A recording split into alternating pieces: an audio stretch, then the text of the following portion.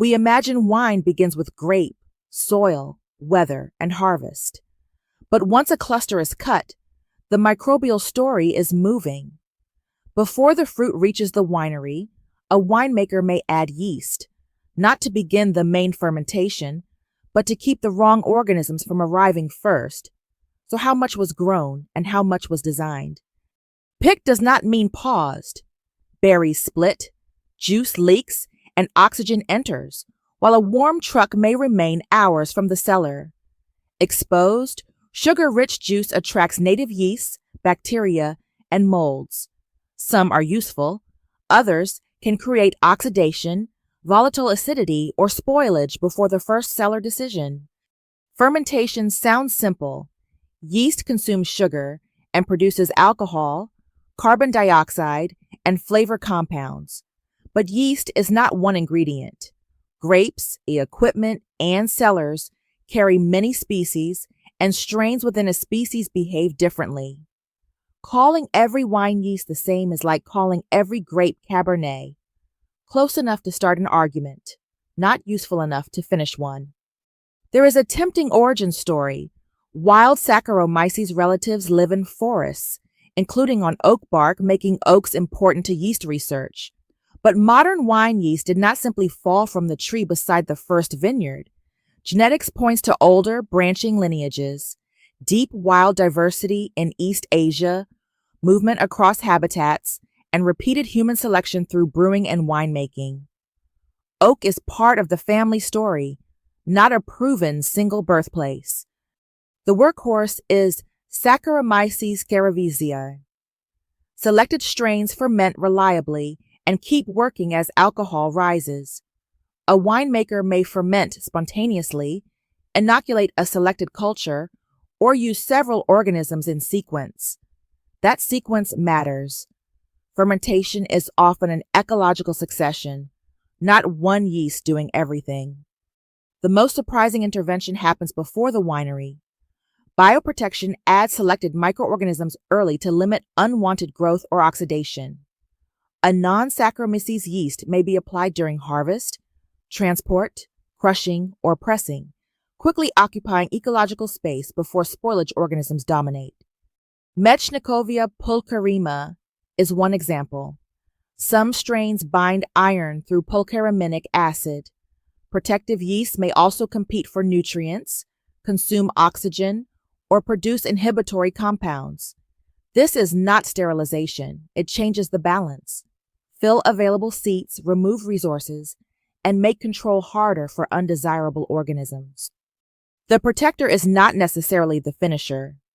Many non-Saccharomyces yeasts cannot carry high sugar wine to dryness. Some weaken as alcohol rises.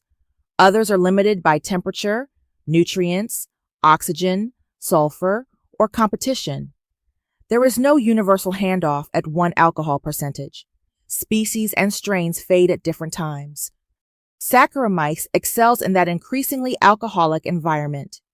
It may emerge naturally or be inoculated at a chosen moment. Think of a relay. Diverse source organisms influence the opening. A protective or aroma-active yeast carries the middle, and Saccharomyces takes the baton to finish. Succession can happen naturally or be designed. Can yeast choose how wine smells? Grapes contain aromas but also odorless or bound precursors. Yeast creates fermentation aromas and releases grape-derived compounds. One strain may produce fruity esters, another may reveal thiols associated with grapefruit or passion fruit.